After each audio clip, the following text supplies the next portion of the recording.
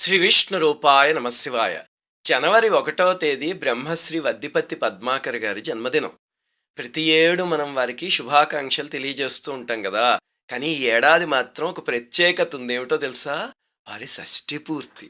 తెలుగు వాళ్ళందరికీ ఆనందదాయకమైన రోజు. వారంటే తెలుగువారందరికీ చాలా అభిమానం. దానికి 2 కారణాలున్నాయి. మొట్టమొదటిది ఏమిటంటే వారి విద్వత్తు. అవధానాలు చేస్తున్న గొప్ప పండితులు వారు. అవి చూసి ఎంతో మంది సంతోషిస్తూ ఉంటారు. ఇంక రెండవ కారణం ఏమిటంటే వారి పురాణ ప్రావీణ్యత. పురాణిక్ కంప్యూటర్ అని పిలుస్తూ ఉంటాను నేను వారిని ఎప్పుడూను. మీరు ఏ పురాణంలో ఏ మూల నుంచి ఏది తీసి అడగండి, కంప్యూటర్ చెప్పినట్టు టకాటకా చెప్పేస్తూ ఉంటారు. అది విని జనం పొంగిపోతూ ఉంటారు. ఈ 2 కారణాలతో జనానికి వారంటే చాలా అభిమానం. కానీ నాకైతే ఈ రెండిటితో పాటు ఇంకొక మూడో కారణం వల్ల కూడా వారంటే అపారమైన గౌరవం. ఏమిటండి అది అంటే వారికున్న శివ కేశవ శక్తి అభేదం. ఈ కలికాలంలో అది నీడ్ ఆఫ్ ద అవర్.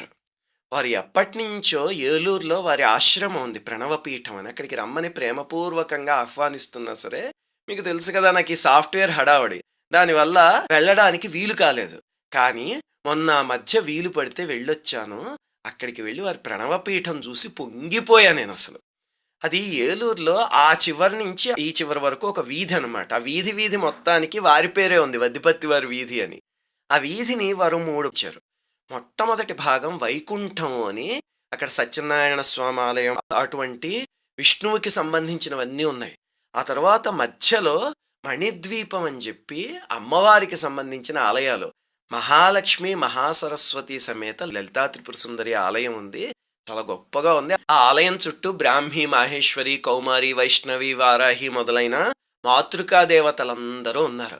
అలాగనే ఆ సందుకు అటు చివర కైలాసం అని పరమేశ్వరుడి సన్నిధానం.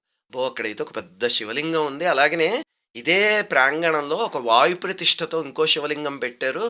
ఏ కులాల వాళ్ళైనా ఎవ్వరైనా అక్కడికి వెళ్తే ఆ శివలింగాన్ని తాకి వాళ్ళ చేతులతో వాళ్ళు అభిషేకం చేసుకునేలాగా చక్కగా పెట్టారు.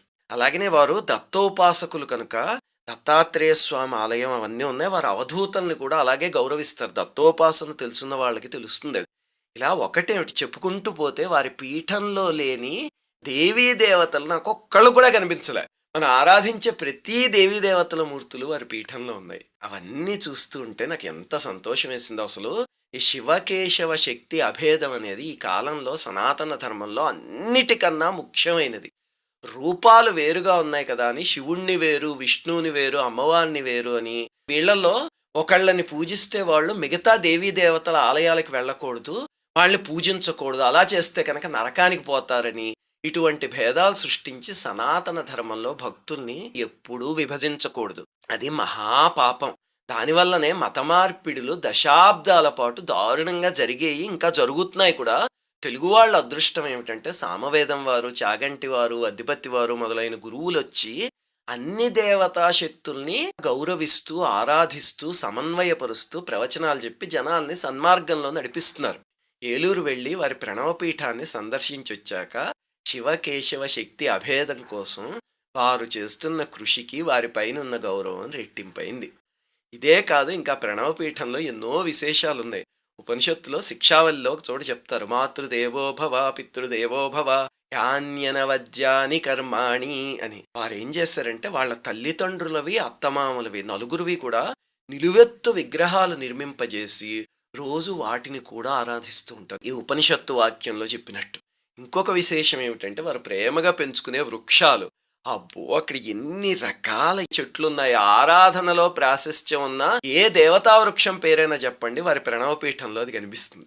గణపతి ఏకవింశతి పత్రాలు ఉంటాయి కదా, మనకి వినాయక చవితి అప్పుడు ఎక్కడ పత్రి అలా దొరకదు, ఒక 5 6 దొరికితే మిగతా అన్ని మనం ఏవి పెడితే తీసుకొచ్చి వేసేస్తూ ఉంటాం.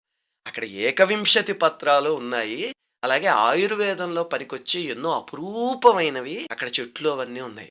వారు కూడా ఏమిటంటే వాటిని పిల్లల్లాగే ప్రేమగా పెంచుకుంటూ, అసలు నేను అక్కడికి వెళ్ళినప్పుడు వారు అవన్నీ తిప్పి చూపించారు. చూపిస్తూ ఒక్కొక్క చెట్టు గురించి వారు ఎంత ప్రేమగా చెప్తున్నారంటే, అదిగోండి ఇది జువి చెట్టు, ఇది శ్రీకాళహస్తి ఆలయానికి స్థల వృక్షం, స్వామి ఈ రూపంలోనే దర్శనమిచ్చాడు, ఆ చెట్టు కూడా మా తోటలో ఉందంటూ ఇలా ఒక్కొక్క చెట్టు గురించి దాని పురాణ ప్రాశస్త్యం అవన్నీ చెప్తూ వారు పొంగిపోయి చెప్తూ ఉంటే చూసి నేను పొంగిపోయాను. ఇలా చెప్పుకుంటూ పోతే ఎన్ని విశేషాలో. సనాతన ధర్మం కోసం ఇంత కృషి చేస్తున్న వారికి, వారి సతీమణికి ఈ షష్ఠి పూర్తి శుభవేళ నేను, సుశీల మీ అందరి తరఫున పాదాభివందనాలు తెలియజేస్తున్నాం.